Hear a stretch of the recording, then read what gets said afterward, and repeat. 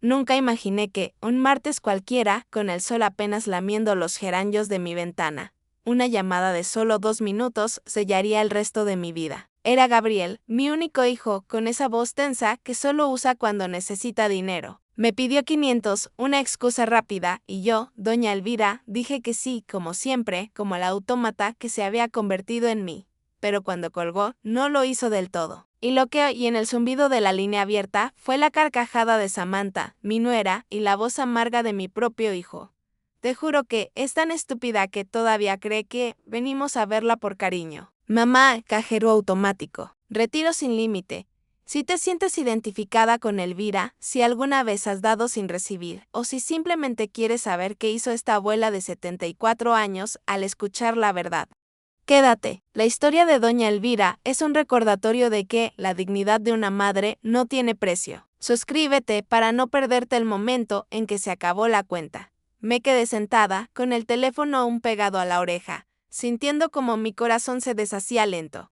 Como un terrón de azúcar bajo el agua caliente. Sus palabras, mamá cajero automático, me golpearon como un portazo violento. Y no solo fue Gabriel. Escuché la risa ligera, burlona, de Samantha, mi nuera, y luego la voz de Mateo, mi nieto, mi sangre. Le das cualquier excusa y te suelta el billete. La vieja vive para sentirse útil. Se rieron los tres. Los tres. ¿De verdad creyeron que me quedaría callada, que aceptaría este papel de simple billetera? Mi mano temblaba, no de miedo, sino de un frío que me subía desde el estómago. Me levanté despacio, como quien no quiere despertar un nido de víboras que duermen a la luz del sol. Me acerqué al estante de la sala, ese donde guardo los frascos de hierbas con etiquetas escritas a mano, tilo, manzanilla, menta. Quería calmarme, pero no pude. Saqué un frasco sin saber cuál, y el infusor cayó al suelo con un tintineo hueco. Tan hueco como me sentía yo. Yo, doña Elvira, que lo había dado todo, todo. 30 años viviendo en esta casa que me rodeaba como un abrazo viejo. Cada mueble, cada mancha en la alfombra tiene una historia. Gabriel aprendió a caminar aquí, junto al sofá desgastado. Samantha se maquillaba en mi baño antes de cada entrevista importante. Y Mateo, Dios mío, Mateo. Él venía los veranos enteros, y este lugar olía a su protector solar y a tierra mojada. ¿Y ahora? ¿Ahora yo no soy más que una cuenta sin límites? Fui a mi escritorio, saqué la carpeta abultada donde guardo los recibos bancarios. El último cheque que les envié fue hace 4 días, según Samantha, para emergencias escolares. Emergencias. Y yo no era yo la emergencia. Me dejé caer en la mecedora, junto a la ventana. El sol ya estaba alto, brillaba igual que siempre, pero nada, absolutamente nada era igual en el universo de Doña Elvira. Aún no lloré. El llanto vino más tarde, como un huésped maleducado que no avisa antes de irrumpir en tu sala, antes de convertirme en el cajero automático familiar. Fui mucho más. Hubo un tiempo en que mi casa olía a mantequilla derretida y a papel viejo, a la dulzura de la vida simple. Mis días comenzaban con café de percoladora y el sonido de niños riendo en la acera. Yo era la señora Elvira, la bibliotecaria de la escuela del barrio, la que leía cuentos con voz de teatro y tejía suéteres para los bebés de las maestras. Cuando Gabriel era niño, se quedaba conmigo en la biblioteca hasta que cerraba. Tenía solo 6 años cuando le enseñé a usar el sistema decimal Dewey. Y a los 7 me dijo, con esa seriedad infantil que me derretía, que quería ser astronauta. Cada sábado le horneaba galletas de avena con pasas, y le escondía notitas en su lonchera que decían: «Estoy orgullosa de ti». A los 13 años tuvo una neumonía muy fea. Dormí 2 semanas en una silla de hospital, leyendo en voz alta las aventuras de Tom Sawyer hasta que la fiebre se le pasaba. No me moví ni una sola noche, no abandoné mi puesto. Luego, su padre, mi Arturo, murió de un infarto a los 44 años. Me vi sola con un niño en secundaria. Un seguro de vida que apenas cubría el entierro digno que él merecía. Y una hipoteca que me quitaba el sueño, que era como una sombra constante sobre mi pecho. Y aún así, saqué adelante a Gabriel. Tomé un segundo trabajo como archivera nocturna en la biblioteca central. Apenas dormía, me mantenía a flote con café y migas de esperanza, aferrándome a la idea de un futuro mejor. Cuando llegó el momento de la universidad, no lo dudé. Vendí el anillo de compromiso de Arturo, aquel de oro blanco con la piedra azul que su abuela trajo de Escocia, una joya con historia y promesas. Gabriel nunca lo supo, solo sabía que su matrícula estaba cubierta y que no tendría que preocuparse por el costo de sus sueños. Y cuando conoció a Samantha, fui todo sonrisas. Le abrí la puerta con un pastel de durazno recién horneado y la traté como a una hija más. Ella decía que su madre era demasiado crítica, que conmigo se sentía en casa y yo, tonta de mí. Me conmoví profundamente por su aparente vulnerabilidad. Nunca me imaginé que, años después, la oiría llamarme la vieja crédula. Cuando Mateo nació, yo estaba allí. Tomé una licencia extendida solo para ayudarlos a adaptarse a esa nueva vida. Cambié pañales, preparé papillas con esmero, arrullé fiebres nocturnas y canté nanas con la voz gastada. No puedo contar las veces que pospuse mis propios controles médicos, mis propias necesidades, para quedarme con Mateo cuando tenía moquitos. Ni las noches que horneé sus cupcakes escolares cuando Samantha decía estar demasiado agotada para hacerlo. Cuando la vida de ella no se detenía por las pequeñas obligaciones. Y sí, también está lo otro, lo más grande. Cuando ellos quisieron comprar su casa, no calificaban para el préstamo hipotecario. Entonces yo, como la tonta feliz y sacrificial que era, refinancié la mía, mi único patrimonio, sacando $40,000 que ellos necesitaban. Te lo devolveremos en menos de un año, mamá. Es solo un empujón inicial, me prometieron con ojos llenos de gratitud fugaz. No me devolvieron nada, ni $1, ni un gracias sincero que valiera. Yo seguía diciéndome, es familia, Elvira. Uno da sin esperar nada a cambio. Pero dar sin esperar no es lo mismo que ser invisible, que convertirse en un fantasma útil en tu propia vida. La tristeza no era por el dinero, era por el silencio después de dar. Me siento en la cocina, esa con los azulejos celestes que Arturo eligió hace tantos años, y me pregunto cuándo comenzó a cambiar todo, cuando se rompió el espejo de la realidad. Tal vez fue cuando Samantha dejó de invitarme a los cumpleaños de Mateo y solo me pasaba la lista de regalos por mensaje de texto, como si yo fuera un servicio de delivery de juguetes. O cuando Mateo, a los 14 años, me corrigió con desdén en medio de la sala. No se dice Nintendo, abuela, se dice Switch. Ni sabes. Mi corazón aún tenía esperanza, luchaba por mantenerse firme, pero mi cuerpo ya lo sabía, lo sentía en cada fibra. Lo sentía en mis manos artríticas cuando les cocinaba, sin que ellos se sentaran a la mesa, comiendo deprisa y de pie. Lo sentía en la espalda, al cargar sus bolsas pesadas, mientras ellos pasaban de largo al entrar, inmersos en sus propias conversaciones. Fui madre, fui abuela, fui cuidadora, fui el pegamento que unía un cuadro familiar roto. Y aún así, hoy me doy cuenta, con una claridad dolorosa, que yo era la única tratando de mantener los pedazos unidos. De evitar la caída, ahora la casa está demasiado callada. Algunas mañanas me quedo sentada en la cama, escuchando el tic del reloj de pared que compramos en el aniversario 15 con Arturo. Tic, tic, tic. Cada segundo resuena como una gota de lo que ya no tengo, de las ilusiones que se evaporan. Mi cumpleaños fue el mes pasado, 74 años. Gabriel no llamó, ni Mateo. Samantha sí mandó un mensaje de texto. 4 palabras, secas, sin alma, feliz cumple, sin novedades. Como quien firma una factura y listo. Yo, por costumbre, igual les envié tarjetas para los suyos, siempre con un billete dentro. Para tus libros, Mateo. Para un gusto, Gabriel. Para un cafecito, Samantha. Aunque sé bien que ni siquiera las leen, que solo ven el billete y desechan el cariño impreso. A veces cocino como antes, por mera costumbre, para llenar el vacío con aromas. Hice un pastel de limón la semana pasada y lo llevé a su casa, tibio, envuelto en una toalla limpia, una ofrenda. Me recibió una nota en la puerta, escrita con prisa, sin consideración, no estamos. Deja lo que sea en el buzón, lo que sea. Dejé el pastel, mi esfuerzo, y nunca supe si lo comieron. Tampoco devolvieron el molde, un pequeño desprecio más. Me he vuelto una sombra que trae comida y se va. Una señora que manda dinero como si eso pudiera comprar una migaja de afecto. Y me doy cuenta, con el alma apretada, con esa náusea que sube desde el pecho, que llevo años tratando de comprar amor con cheques sin fondo emocional. Los domingos antes me vestía con mi mejor blusa y esperaba su visita como quien espera un milagro. Ahora solo me visto por si acaso. Solo por si acaso tocan el timbre y me encuentran presentable. Doña Rosario, mi vecina de al lado, me ve desde su jardín con su taza de café en mano. A veces me saluda y yo le sonrío, pero sin mostrar los dientes porque ya no tengo la fuerza de antes. No me da vergüenza mi soledad, ese espacio vacío a mi alrededor, pero sí la forma humillante en que yo misma la alimenté, en que fui cómplice de mi propio dolor. Tengo un álbum de fotos en la mesa del living, abierto justo en la página del primer día de escuela de Mateo.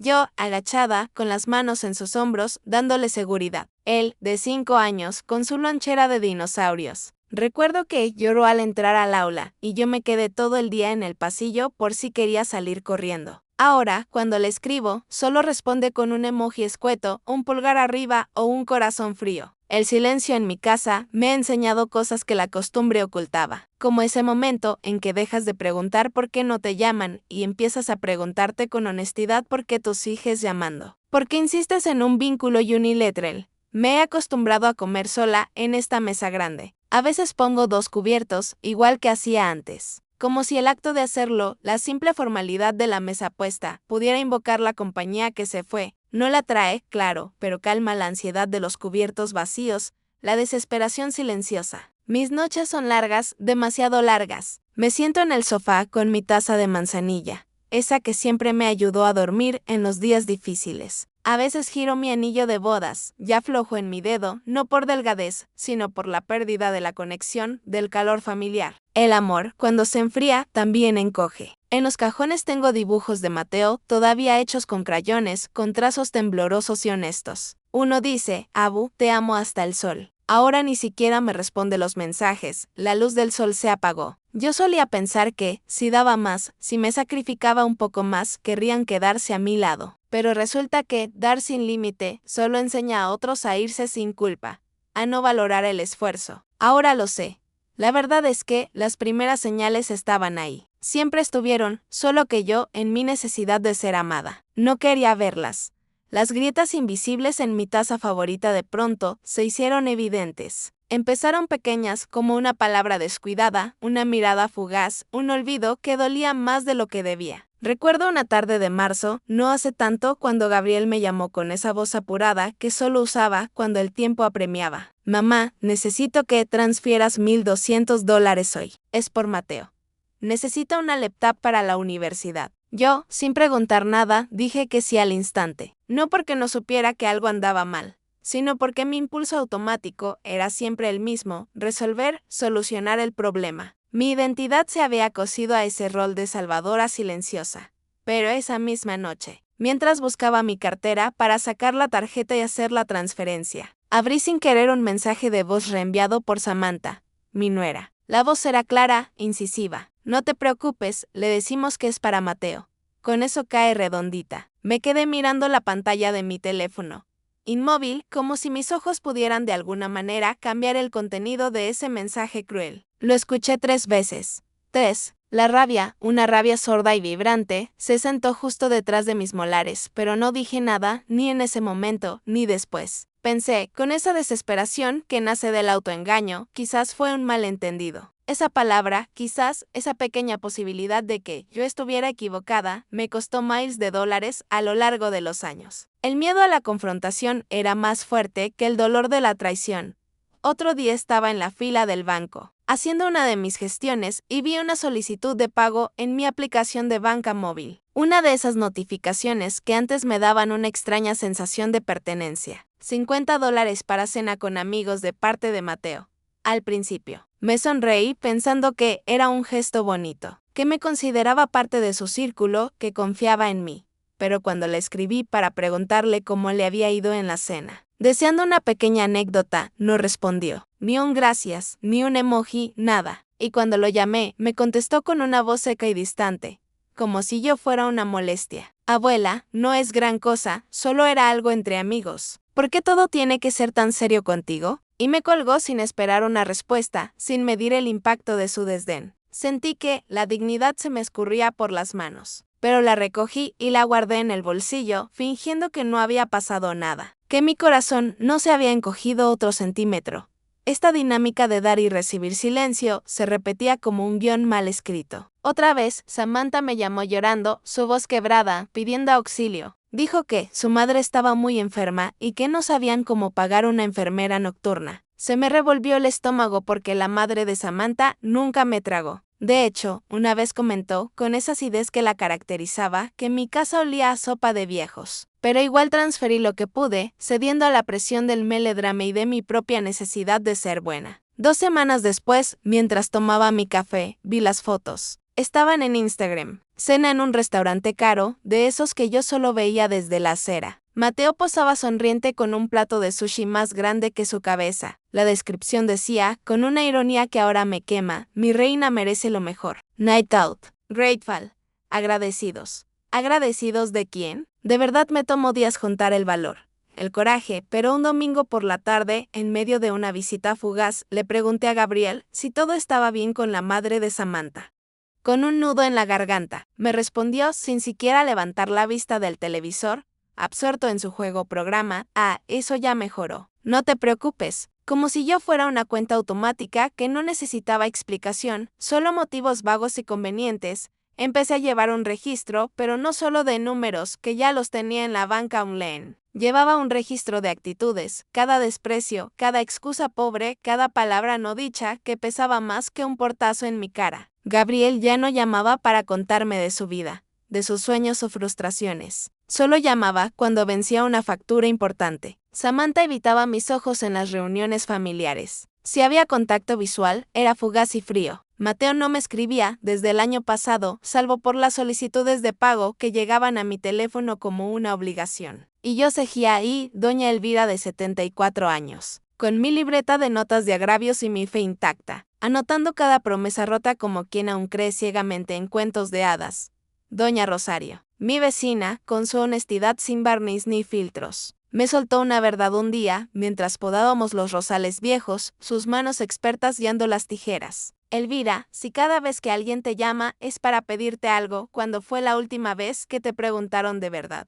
¿Cómo estás tú? No supe qué responder. El silencio se hizo pesado entre las hojas verdes. Las señales estaban allí, lo sé ahora, pero uno simplemente no quiere admitir que lo están usando vilmente. Es más fácil, mucho más fácil, pensar que aún queda algo de cariño, una pequeña brasa de afecto bajo todo ese interés económico. Pero ya no soy la misma mujer inocente que hacía galletas para mendigar atención y amor. Estoy empezando a ver la realidad sin adornos. Y lo que veo no me gusta en absoluto. Me revuelve el estómago. El día de la graduación de Mateo, mi nieto, empezó a las 5 de la mañana. Me desperté con el canto vibrante de los petirrojos afuera.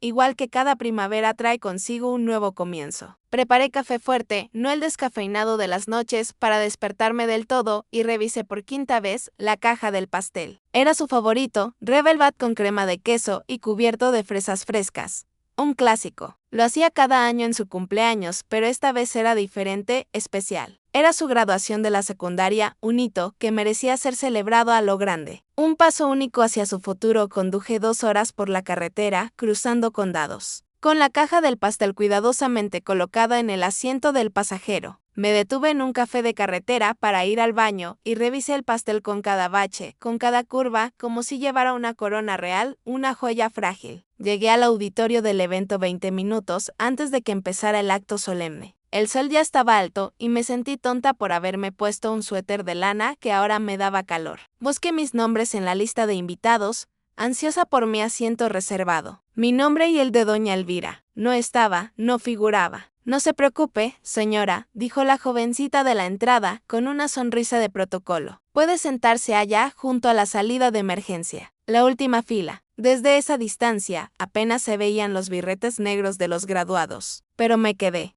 porque eso es lo que hacen las abuelas. Se quedan, se aferran a cualquier migaja de presencia.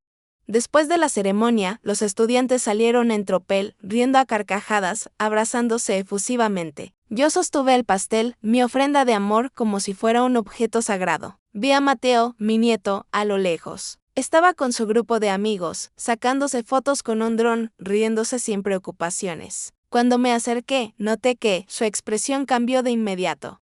«Güey, no sabíamos que vendrías», dijo con un tono que no era de sorpresa agradable, sino de incomodidad evidente. Samantha estaba a su lado y fingió una sonrisa rápida, pero ni siquiera se molestó en disimular el fastidio profundo que sentía por mi presencia. «No te vimos en la lista», dijo ella, con una ligereza que parecía justificar mi marginación. «No importa», murmuré con la voz baja, casi en un susurro. «Traje algo para ti». Le extendí la caja del pastel. Mateo la miró, la tomó con una sola mano, sin cuidado. «Oh, gracias, Awe». Ya estaba girando para volver con su grupo de amigos y su preciado dron cuando puse mi otra mano en su hombro. «Esto también es para ti, corazón». Saqué un sobre blanco, pulcro. Dentro había un cheque por $5,000. Para lo que necesites, corazón. Empieza esta nueva etapa sin preocupaciones económicas. Su mirada apenas se detuvo un segundo en el sobre, el dinero ya había capturado su atención. Gracias, Awe, dijo, pero lo pronunció con la misma indiferencia con la que se pide, pásame la sal. Samantha se acercó rápido, con la avidez de un buitre, y tomó el sobre sin disimulo, con prisa. Lo pondremos en su cuenta hoy mismo, dijo, firmando el final de la interacción. Y eso fue todo. Ni una foto conmigo, ni un vamos a cenar juntos para celebrar, nada. Solo un gracias hueco y su espalda, dándome la espalda.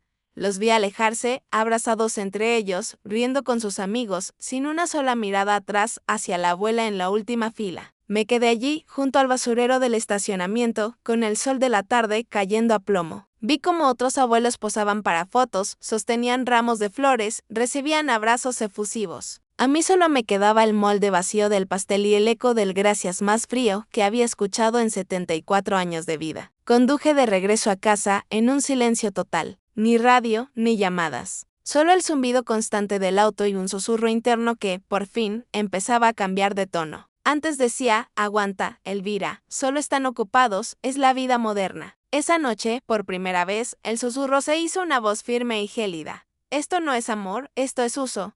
Me metí en la ducha con la ropa aún puesta. El agua caliente no alcanzó a derretir el hielo que se había instalado en mi pecho desde que escuché esas risas en el teléfono. Miré mis manos arrugadas, esas manos que alguna vez sostuvieron a Gabriel cuando tenía fiebre, que amasaron su primer pan de plátano, que tejieron su manta de bebé con tanta dedicación. Y todo para esto. No lloré esa noche. Solo me dormí con el anillo de bodas de Arturo apretado en la mano y el alma hecha jirones, un trapo inservible. Pero la noche oscura y silenciosa, trajo una claridad brutal. Volví a escuchar la llamada, pero esta vez no fue un accidente, no porque el teléfono siguiera conectado por error. Esta vez lo busqué a propósito, con una intención firme. Fui a mi registro de llamadas y ahí estaba, Gabriel, 4:17 de la madrugada, 2 minutos. Reproduje el audio completo. Me senté en la mecedora, que crujía suavemente con el peso de mi cuerpo.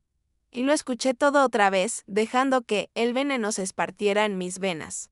Solo creyó, dijo Gabriel entre risas ahogadas. Samantha soltó una carcajada nasal, aguda y cruel, la pobre cree que todavía importa en algo. Y luego Mateo, mi nieto, el que me dijo que me amaba hasta el sol, intervino con una voz de suficiencia que me heló la sangre. La vieja se emociona con cualquier cosa. Le decimos, te queremos y ya, suelta un cheque sin pensarlo. Más risas. Risas que sonaban a billetes, a desprecio, a la burla de un banquete donde yo era el plato principal. Como si el cariño fuera un simple cebo, como si yo fuera una tonta, recolectando migajas de pan con la esperanza desesperada de que algún día, por fin, me inviten a sentarme a la mesa principal, volví a reproducirlo. Una herida profunda a veces necesita tocar fondo, ser abierta del todo para empezar el doloroso proceso de sanar. Tercera vez. Samantha, con un tono burlón y condescendiente, solo hay que sonreír. Sonreír y firmar el sobre. Gabriel respondió, con esa voz práctica que antes me parecía ambiciosa y ahora era desalmada, es más fácil que pedir un préstamo en el banco. Cuarta vez. Mi rabia vibraba, ya no sorda, sino como un trueno, detrás de mis molares. Me froté el pulgar artrítico, ese que solía dolerme solo cuando el clima cambiaba bruscamente. Esta vez dolía, a pesar del calor del verano, dolía el alma. ¿Qué había sido yo para ellos, en realidad? Una madre, sí, una abuela también. Pero por encima de todo, un cajero automático con voz dulce. Una máquina dispensadora de afecto. Cerré los ojos con fuerza y me permití sentirlo todo, el desprecio más profundo, la humillación insoportable, la vergüenza amarga de haberme engañado a mí misma durante tanto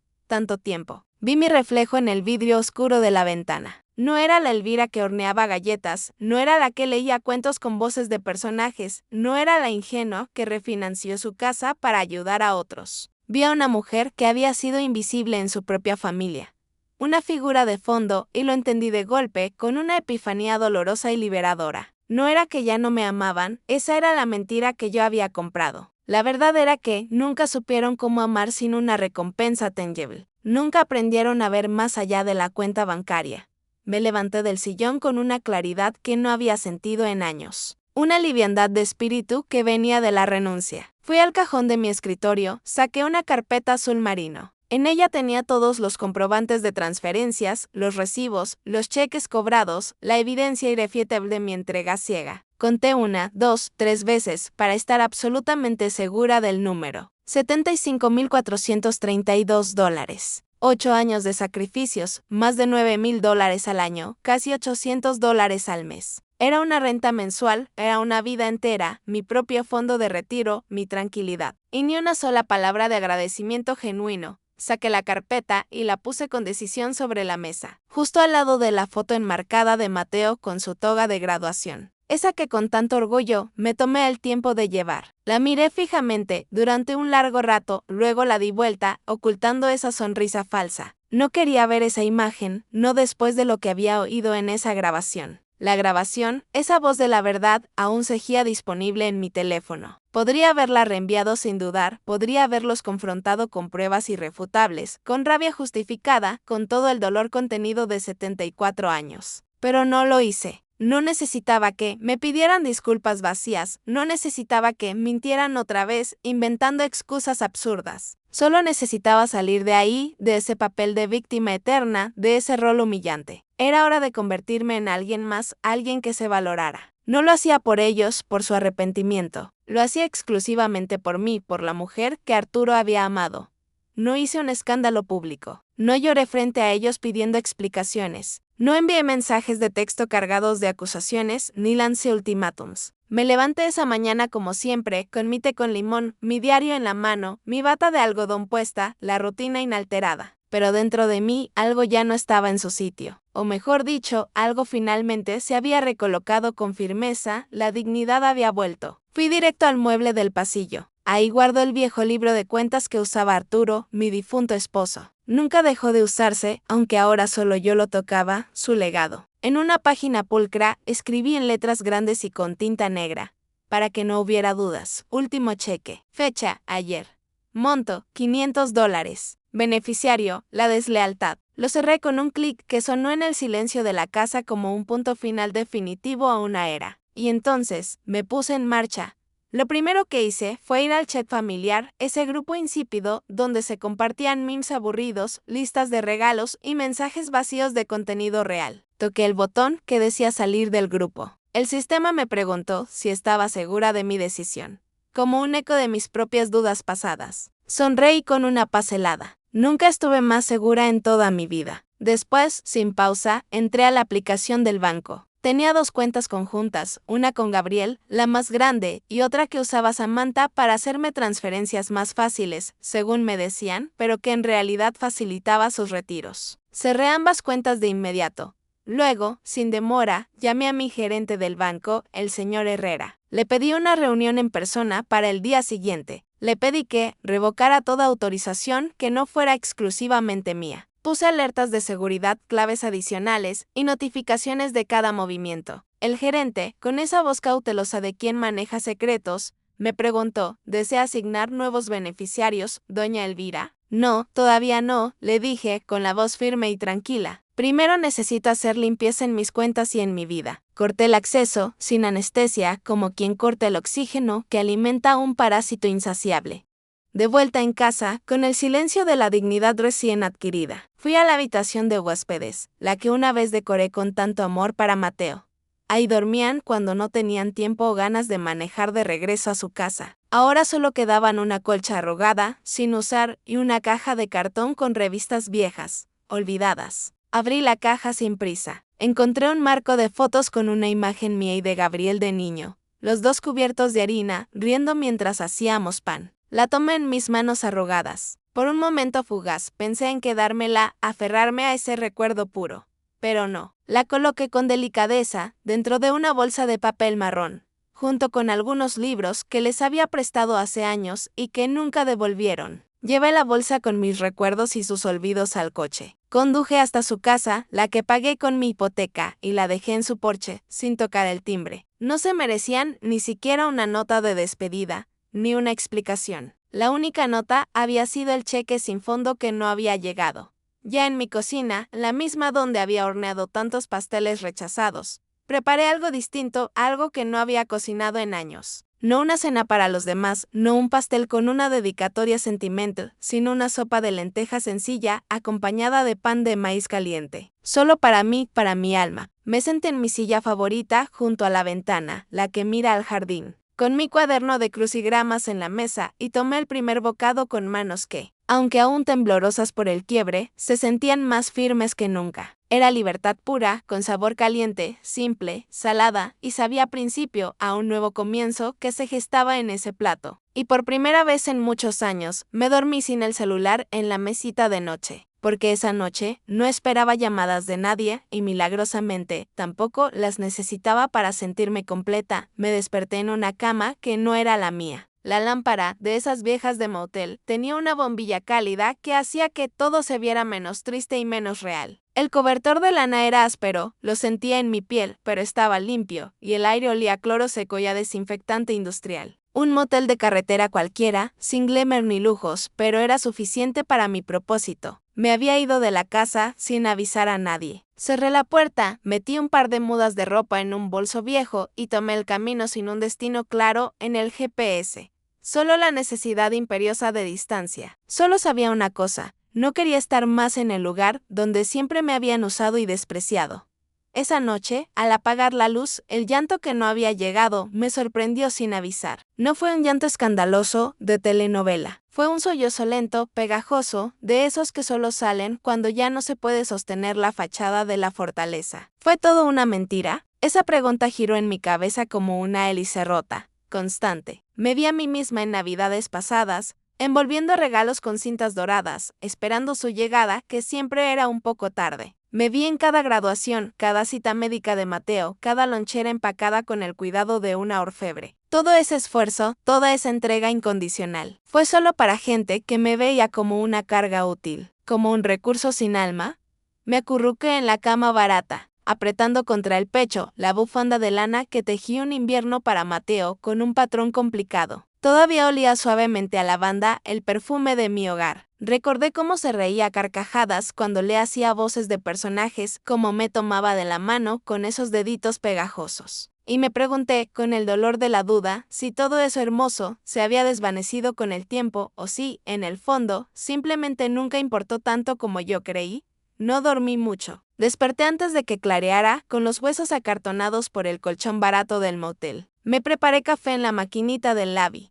Ese sabor a plástico quemado que no quise endulzar para sentir el amargor de la verdad. Llevaba una libreta en mi bolso de mano. Arturo, mi esposo, me enseñó que cuando la cabeza duele por los pensamientos, escribir suelta la presión, la libera. Así que escribí sin parar. Gabriel me pidió dinero por primera vez cuando Mateo tenía 3 años. Samantha me pidió que pagara el jardín de infancia completo. Refinancié la casa en el año 2014. Escribí y escribí sin detenerme, llenando páginas con cifras exactas, años de sacrificio, motivos falsos. Una cronología detallada del olvido bien educado. Una bitácora dolorosa de cómo una madre fue troceando su fondo de retiro, migaja a migaja, a cambio de falsas promesas. Al final del cuaderno, con pulso firme, hice la suma total y la subrayé. $75,432.19. Me quedé mirando fijamente ese número, no por la cantidad que representaba en mi cuenta, sino por lo que implicaba. No eran solo dólares, era el precio exacto de la dignidad que regalé inútilmente,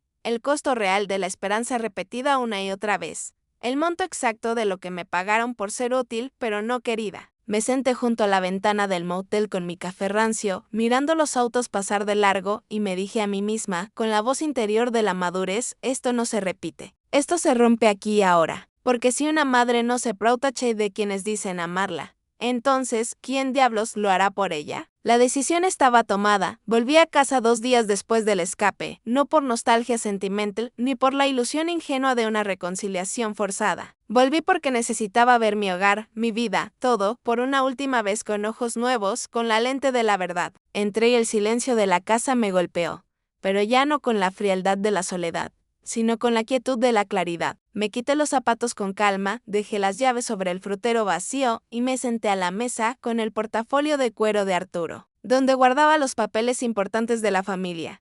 Comencé a ordenar metódicamente: recibos viejos, cheques cancelados, transferencias bancarias, préstamos que juraron que serían devueltos. Pagos que me prometieron, te reembolsamos apenas se acomode la cosa. Había boletos de avión que compré cuando Samantha convenientemente olvidó que era su aniversario. Había facturas de laptops nuevas, campamentos de verano costosos, uniformes escolares, incluso el paquete de fotografía profesional para el anuario de Mateo.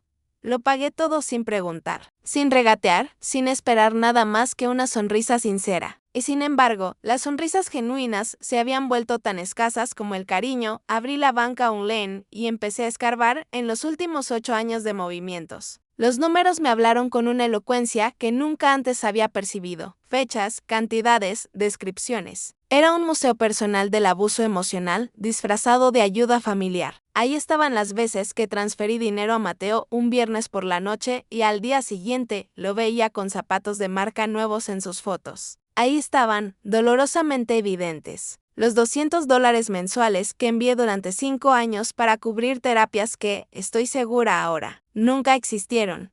Me di cuenta de que el patrón era más claro que el papel de las facturas. Ellos daban excusas rápidas, yo resolvía el problema inmediatamente. Ellos callaban por comodidad y cuando no callaban, mentían descaradamente. No una vez, no por un error, sino sistemáticamente, como parte de un sistema de explotación que yo misma, en mi desesperación por ser amada, ayudé a montar y a mantener. Fue entonces, con los papeles en la mesa y las cifras gritándome, cuando entendí realmente. No fui solo víctima de su desinterés y avaricia, fui cómplice activa de mi propia explotación emocional y financiera, porque cada vez que ponía una excusa para su mal comportamiento, en lugar de poner un límite firme, les estaba enseñando con mi acción a pedirme más y más sin culpa. Cada vez que toleré su desidia y su frialdad con una sonrisa forzada, les confirmé que yo estaba ahí, disponible, lista para dar. Siempre dar, sin recibir nada de valor a cambio. No puse precio a mi tiempo, ni a mi amor genuino. Por lo tanto, ellos tampoco lo hicieron, me devaluaron. Me levanté de la silla, tomé el espejo de mano que usaba mi madre,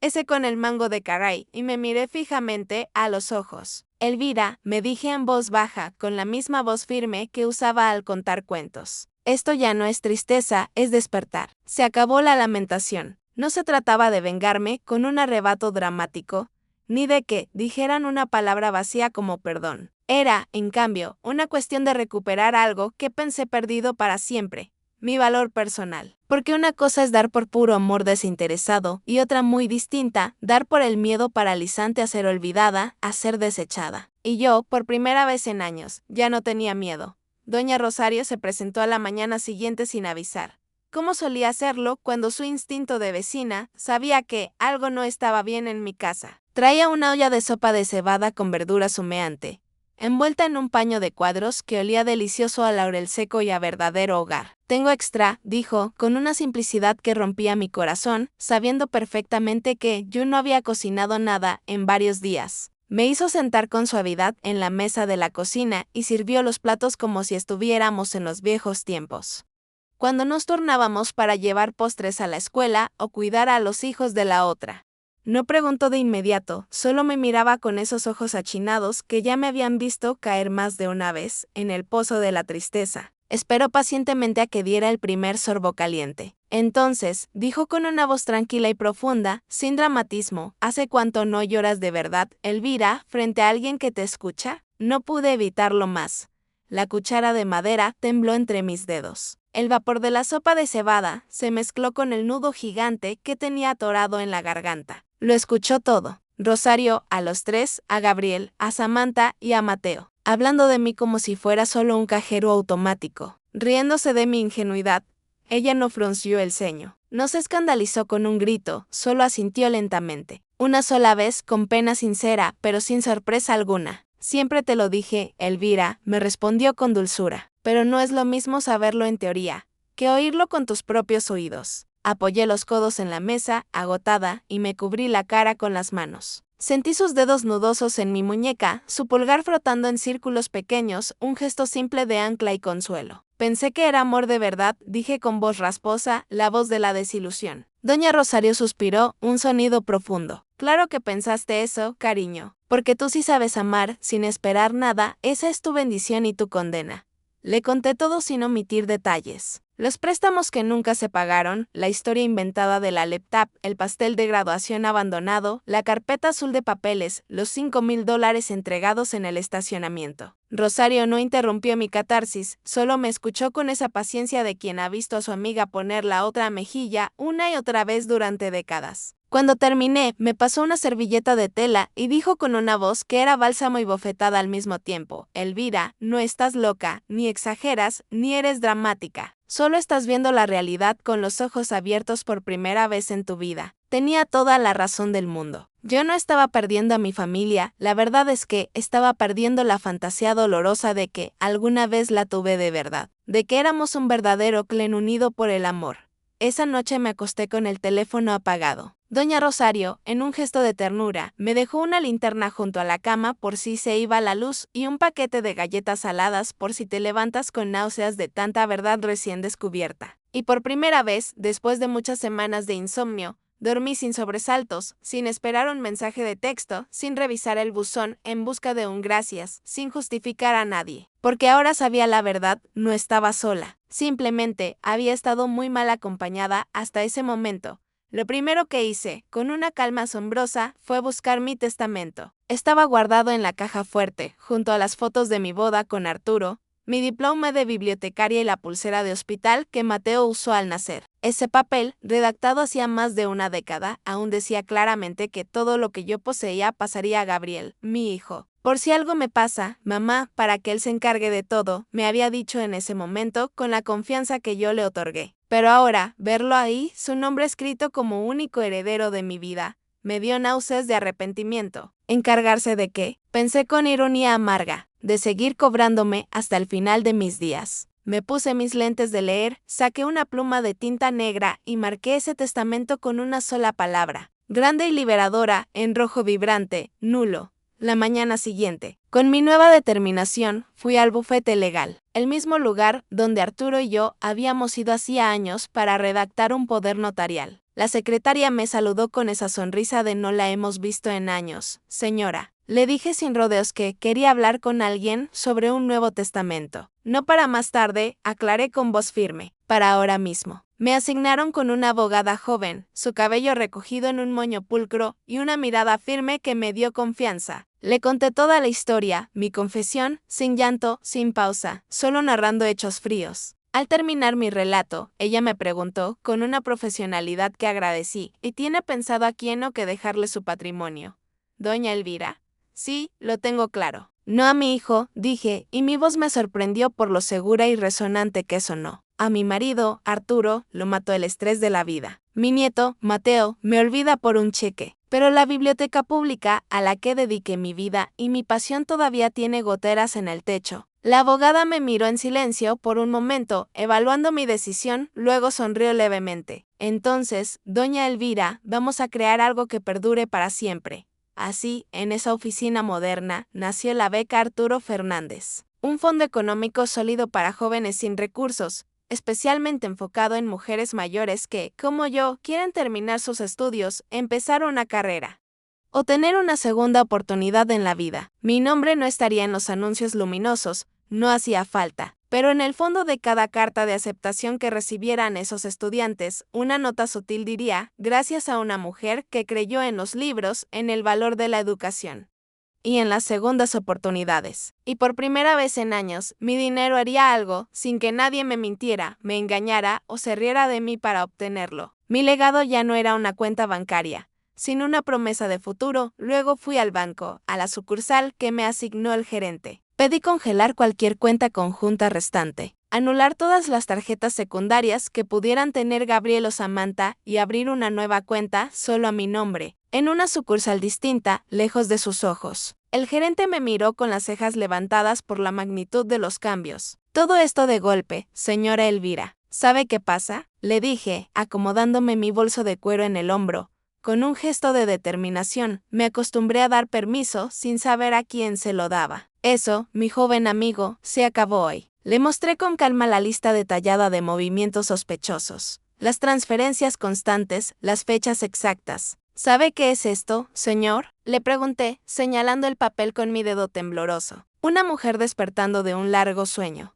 Esa noche, de vuelta en mi hogar en calma, escribí una carta profunda, no para enviarla, sino para leerla en voz alta como un ritual de cierre y luego quemarla. Gabriel, leí en voz alta, escuchando mi propia voz madura. Ya no soy la madre que dices y por miedo a quedarse sola. Tú me enseñaste mi verdadero valor al ponerlo a precio de descuento. Samantha, nunca fuiste mi hija, y lo acepto sin rencor. Mateo, fuiste mi sol, mi gran amor de abuela, pero hasta el sol más brillante puede volverse una sombra fría si no se le cuida y respeta. Concluí la carta con una sentencia. Desde ahora, la puerta de esta casa está cerrada. No con llave, está cerrada con dignidad. La quemé lentamente en el fregadero de la cocina, viendo cómo las cenizas se iban por el desagüe junto con los años de silencios y sacrificios acumulados. El plan estaba hecho, ya no había vuelta atrás y yo, por fin, también estaba completa y sana. El teléfono empezó a sonar con una urgencia que no había tenido en meses. 3 días después de mi limpieza bancaria, primero fue Gabriel. El número no aparecía como siempre, lo había cambiado o era un teléfono prestado, un número desconocido, pero la voz, la desesperada voz, seguía siendo la misma de siempre. Mamá, ¿estás bien? Me llegó una alerta del banco. Algo de acceso restringido. Seguro fue un error. Llámame apenas puedas. Sí. No respondí. Me quedé inmóvil. Los errores, los verdaderos errores, los había cometido yo por años al dejarlo todo en sus manos. Después vino Samantha. Un mensaje de voz, esta vez entrecortado y artificial. Su voz sonaba llorosa, forzada, sin sinceridad. Elvira, lo sentimos mucho. Algo que dijimos se malinterpretó, te lo juro. A veces uno dice tonterías, ya sabes, en broma. Te queremos mucho, por favor, ¿podrías respondernos? Me quedé sentada, girando mi anillo de bodas en mi dedo. Recordé cuando ella decía que yo era la mejor suegra del mundo. La misma persona que me dejó sola en la última fila de la graduación de mi nieto. Y luego. Mateo, un simple texto, corto y directo. Sin emoticones de por medio. Abuela, ¿qué está pasando? Papá y mamá están muy raros. Solo quiero saber si estás bien. Ese fue el que más me dolió porque por un instante fugaz me tentó la idea de volver a ser la abuela de antes. Por un segundo pensé en responder con un estoy bien, corazón, no te preocupes, para calmar su inquietud. Pero no lo hice, porque bien significaba, ahora para mí, no repetir el ciclo tóxico. Y Mateo ya no era un niño pequeño. Si su amor dependía del dinero que yo le daba con regularidad, entonces no era amor, era simple y pura costumbre interesada. Y las costumbres, como los testamentos viejos, se pueden y se deben cambiar. Esa noche, doña Rosario vino con una botella de sidra espumosa, para celebrar que no les diste el gusto de una explicación que no merecen, dijo, brindando con una copa de plástico. Reímos con ganas, como hacía años que no lo hacíamos, una risa libre y auténtica. Nos servimos sopa caliente y jugamos crébal hasta la medianoche. Cuando Rosario se fue, me quedé mirando la puerta cerrada, y ya no sentí la punzada de la soledad. Sentí una paz profunda, la paz de la elección propia. El cuarto día, la tranquilidad se rompió. El timbre de la puerta sonó fuerte, 2 veces seguidas, con una insistencia agresiva. Y luego, una voz que conocía muy bien, la voz de mi hijo. Mamá, sé que estás ahí, solo quiero hablar, esto es ridículo. Era Gabriel. Lo vi por la mirilla de la puerta. Tenía el cabello despeinado, con ese mismo aire que tenía de niño cuando corría por la casa, después de una siesta, pero ahora había una desesperación adulta en sus ojos. No abrí la puerta. No hablé. Solo me apoyé contra la madera, la espalda recta, mi postura firme, y lo escuché decir, con un tono tenso que revelaba su verdadero interés. Ya sé que hiciste algo con el testamento. ¿Y lo de la beca, qué es eso? ¿De verdad, mamá, vas a dárselo todo a extraños? Eso fue lo que eligió decirme en la crisis. No me dijo, te extraño. No me dijo, te fallé, perdóname. Solo se centró en la palabra, extraños. No sabía, o no le importaba, que esos jóvenes desconocidos que se beneficiarían de la beca serían más míos, más mi familia de corazón, de lo que él jamás fue. Porque ellos nunca me pidieron nada, y yo decidí libremente darles todo lo que no merecía su avaricia. El quinto día, todo fue silencio absoluto. Y entonces, supe, con una certeza inquebrantable, que por fin me habían soltado de su cadena. O, pensándolo mejor, fui yo quien se soltó primero de la cuerda que me ataba a su desprecio. Pasaron 3 meses. 3 meses largos sin llamadas, sin mensajes, sin el temido, necesitamos hablar urgentemente. El vacío fue ensordecedor al principio, un fantasma que rondaba las habitaciones. Luego, lentamente, se volvió una música suave. La melodía de mi propia paz, me dediqué a cosas que antes siempre posponía, pinté la reja del jardín con un color más vivo, cambié las cortinas viejas del cuarto de huéspedes, aprendí a hacer pan sin usar la máquina, y cada noche escribía una frase corta en mi diario. Una frase simple, pero poderosa. Hoy tampoco me arrepentí de mi decisión. Pero un sábado por la mañana, mientras regaba mis geranios, lo vi. Un auto estacionado justo enfrente de mi casa. El mismo color, las mismas placas que conocía. Y luego, el golpe suave de nudillos en mi puerta, un golpe vacilante. Me tomó un segundo respirar profundamente, otro más para alisar mi blusa de algodón. Abrí la puerta. Ahí estaba Gabriel. Más flaco, con grandes ojeras por el estrés o la falta de dinero, los hombros caídos por la derrota, pero los ojos aún mantenían ese destello de orgullo herido. Mamá, mi nombre en su voz ya no me sonaba familiar, sino distante, extraño. Nos quedamos en el umbral, uno frente al otro, con esa delgada línea de madera, marcando la distancia de años de engaño. No he venido a pelear, dijo con la voz baja. Solo quiero entender qué hiciste y por qué. No dije una palabra. Esperé en silencio, dejando que el peso del momento cayera sobre él.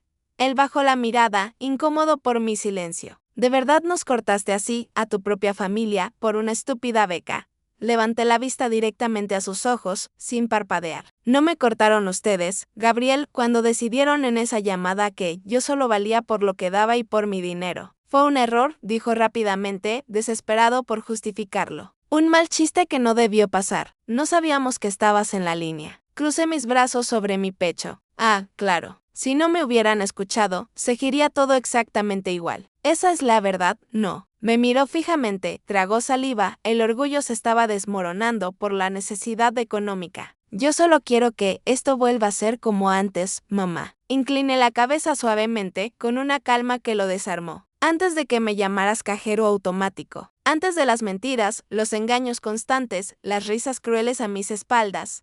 Gabriel alzó las manos, frustrado, su voz rompiéndose. Eres mi madre. Tienes que entender que estábamos estresados, que la vida es dura. Tú tienes que entender, le dije con una calma gélida. La calma que solo trae la verdad que yo no estoy, ni nunca estuve, en venta. Silencio. Respiró hondo, como si aún esperara que yo lo abrazara, que lo perdonara sin condiciones, que le ofreciera sopa caliente y, de paso, un cheque. Pero no lo hice. Aprendí algo, Gabriel, le dije, mi voz apenas un susurro firme. A veces, para dejar de desangrarse, hay que cerrar la puerta. Puso una mano en el marco de la puerta, como para detenerme, para evitar el cierre total. Yo te enseñé lo que era el amor incondicional. Mamá, le dije, asintiendo lentamente. Tú, mi único hijo, me enseñaste cuánto valía para ti ese amor. Gracias por esa dura lección. Y cerré la puerta. Sin gritos, sin lágrimas de melodrama, solo un clic suave, definitivo, que resonó en mi alma como un punto final de verdad. Me apoyé contra la madera, exhalé todo el aire viciado de años de dolor. No era alegría, no era un triunfo vengativo, era una dignidad recuperada. Y eso, querida, eso no tiene precio. Queridas mías, al igual que yo, doña Elvira, muchas de ustedes han sido el pilar invisible, el banco silencioso, la mamá al cajero automático de la familia. Esta historia, que resuena en cada rincón de México, no es una tragedia. Es un despertar tardío, pero poderoso. Es un grito de guerra para la mujer de 50, 60 o 70 años que ha olvidado su nombre por dedicarse a cuidar el de otros. El mensaje es claro y sanador: el amor verdadero no pide recibos, pero tampoco viene con solicitudes de pago. Si el afecto de tus hijos o nietos se mide por la extensión de tu billetera o la rapidez de tus transferencias, de tant ahora. Recuerda que tu valor no está en tu utilidad, sino en tu existencia. Yo tardé 74 años en entender que, al poner límites, al cerrar la cuenta conjunta, no estaba perdiendo a mi familia. Estaba recuperándome a mí misma, a la Elvira que Arturo amó. Aprendí que el legado más importante que podemos dejar a nuestra sangre no son dólares ni propiedades. Es el ejemplo de la dignidad. Es enseñarles que una madre, una abuela, es un ser humano con necesidades, con un retiro que proteger, y con un corazón que merece respeto por encima de cualquier interés económico. Si la historia de la beca Arturo Fernández te inspiró, si sientes que es hora de tomar tu espejo de mano y mirarte con verdad, te invito a dar el paso. Recupera tu tiempo, gasta tu dinero en un viaje, en clases de pintura, en la sopa de cebada de una amiga leal. No estás sola, solo estuviste mal acompañada. Cierra la puerta a lo que drena tu energía y abre la ventana a la paz. Si esta historia te tocó el alma, si te dio la fuerza para decir basta, por favor, suscríbete al canal. Ayúdame a seguir contando historias que devuelven la dignidad y el valor a las mujeres que han dado demasiado. Tu apoyo nos ayuda a sanar juntas. Un abrazo fuerte y con mucha paz.